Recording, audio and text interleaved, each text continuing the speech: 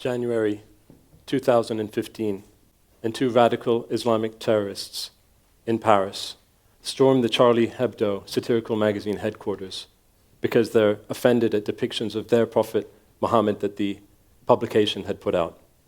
And they brutally massacre 12 people, and they kill these people in cold blood, and they injure 11 more. The whole world was shocked. It was horrific, absolutely horrific. And 2 days later, another two terrorists walked into a kosher supermarket again in Paris and took everyone there hostage before killing 4 Jewish shoppers who had simply gone out that morning to buy groceries for their families.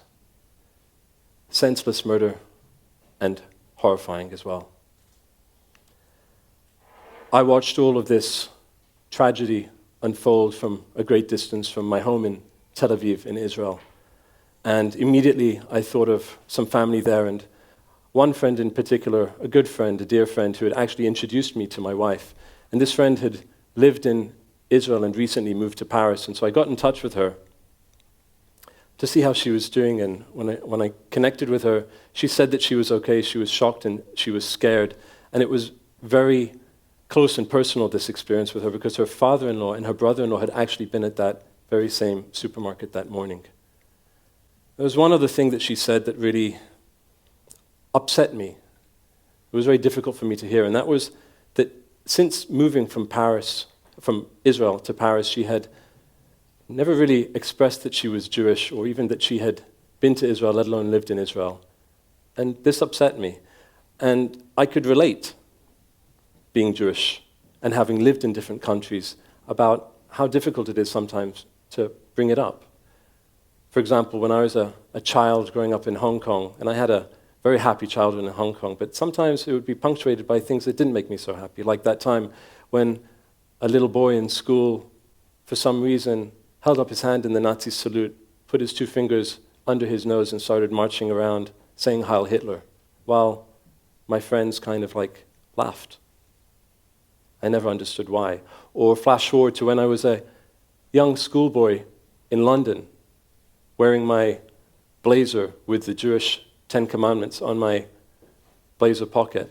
Out of nowhere, a group of other schoolboys jumped me saying, "Get that Jew, get that Jew." I got away unscathed, physically at least.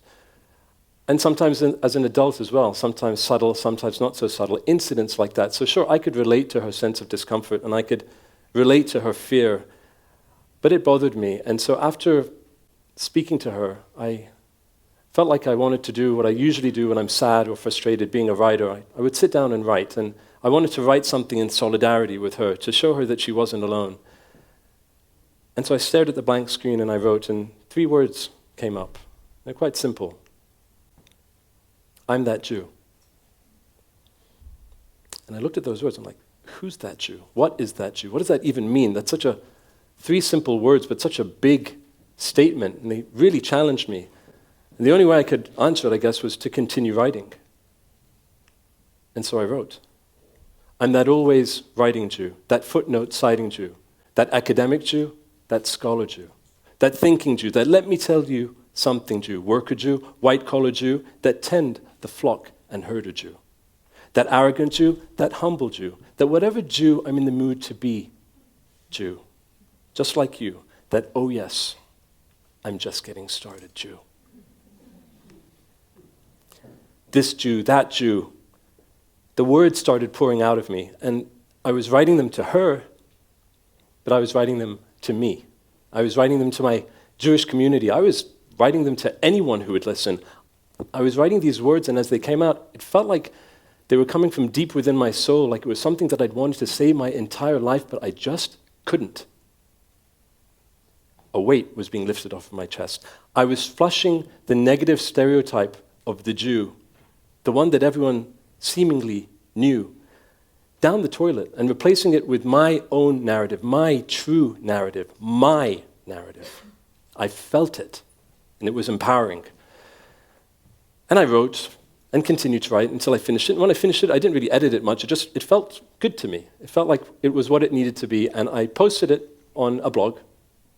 And people started liking it, people started sharing it, and they started commenting on it. And there was one particular comment that stood out. I'm that so nice to know I'm not the only one who feels this way, Jew. It's like, whoa, this complete stranger, it resonated with her. She felt it somehow. I'd connected with her. And right then and there, being a creative director of a branding agency, I realized that this narrative that I'd created lent itself perfectly to a video, and I knew that it needed to be a video. And the concept was simple, relatively. I'd pair every Jewish characteristic or personality with a real Jewish person, and there'd be some other references too. For example, Albert Einstein would be that wild-haired genius Jew. Steven Spielberg, that proud of being Jewish Jew. Jerry Seinfeld, not that there's anything wrong with that Jew. And Amy Winehouse, that damn, I'm gone too soon Jew. And the list went on. I recruited my incredibly talented nephew, who was an editor and director, Adam, and a close friend of mine, Dana, in the States, and a few other really creative friends, close friends, and I worked with them. And we worked for months tirelessly, stitching these personalities and people together with lots and lots of editing and decisions to make. And after a few months, we eventually got there. And when I showed the work in progress to some close friends and family, I let them take a look at it. And they were like, it's great, but Eitan, this thing is 6 minutes long. Are you crazy? No one's going to sit through this. No one's going to watch 6 minutes of this. You have to shorten it. And I had a problem with that. I really had a deep problem with that because stereotypes, and the Jewish stereotype, usually boils down to one or two things, and not usually positive things. And here was a chance for me to show depth and to show breadth and to show humor and seriousness and drama.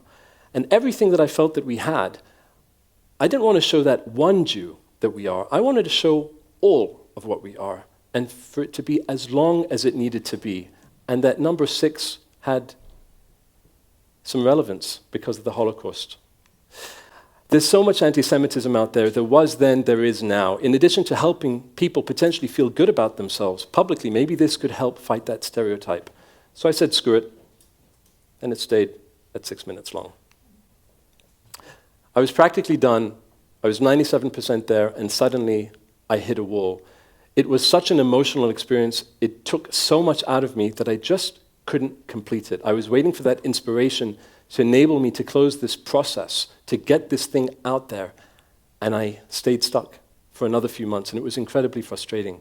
And then suddenly, in October, the beginning of October 2015, in Israel, we were hit with a new wave of terrorism, where Palestinian terrorists were knifing, stabbing innocent people in the back, wherever they were, in a movie line, in a shopping center.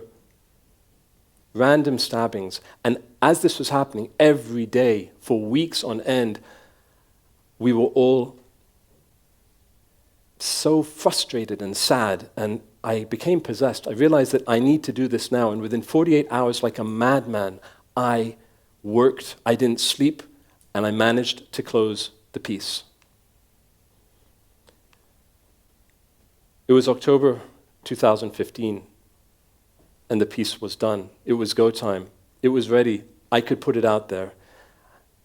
It had become very real for me all of a sudden. Was I really going to do this? Was I going to share my innermost feelings with the entire world to see in this video?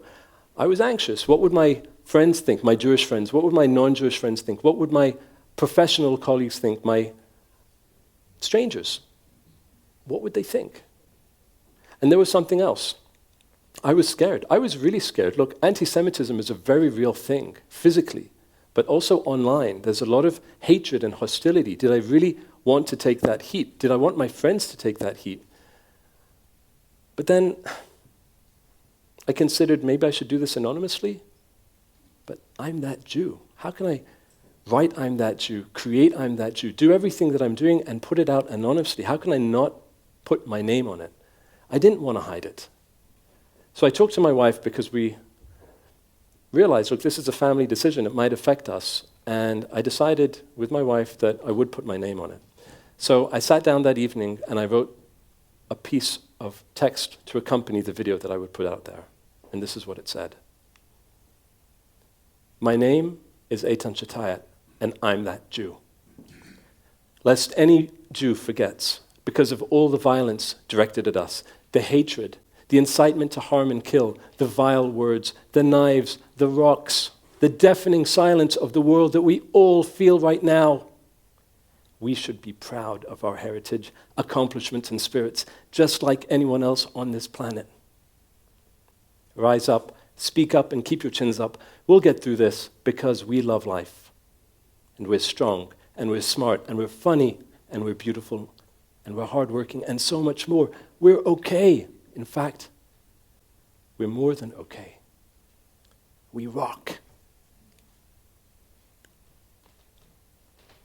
And I hit publish, and there it was, live, all of a sudden. I wrote to a couple of friends, look at what I did, maybe you'll share it. 10 shares, 20 shares, 50 shares, 100 shares.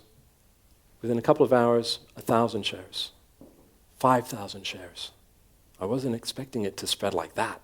I wasn't expecting it to spread so quickly. I wasn't expecting friends of mine to say, hey, I'm seeing people that you don't even know posting this on their wall.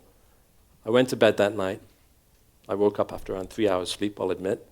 I woke up in the morning, 50,000 views. I had breakfast with my family, and I'll never forget this. We sat around, and I told my family what was going on, and my sister took out her phone, and she just burst into tears. It was very moving. And you can see, I'm moved right now, but that's okay. 100,000, 500,000. I watched in complete shock as Jews and non-Jews alike started sharing it on Facebook. And in doing so, they were putting their name on it. It was reposted on different platforms. I was being called by the media, radio, television, online news articles. Complete strangers were writing to me and asking if they could translate the narrative into different languages, which eventually they were into 10 different languages. I posted it on YouTube as well. 1 million, 2 million. And on Facebook, 1 million, 2 million, millions of people were seeing this.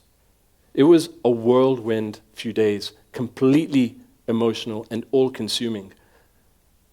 I was blown away and stunned. After a couple of days, I sat down in my study, I closed the door, and I was finally able to sit down and read the thousands upon thousands upon thousands of comments that people had written. Comments like, you finally put into words what every Jew around the globe has been feeling. Thanks for giving me a voice. I'm that Jew, and I live in Israel. Your video has given so many of us strength in these frightening times. Well done, my Jewish friend, from my Muslim friend.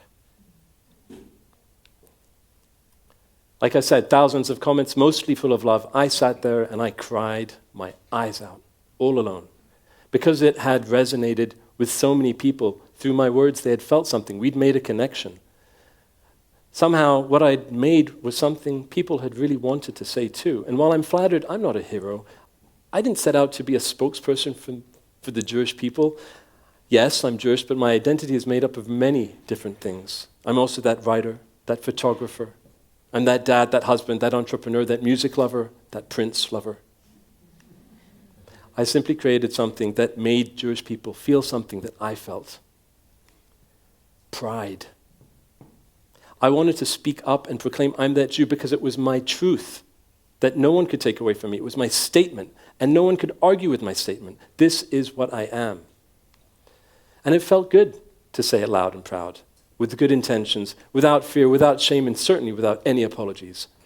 And I wish that for everyone.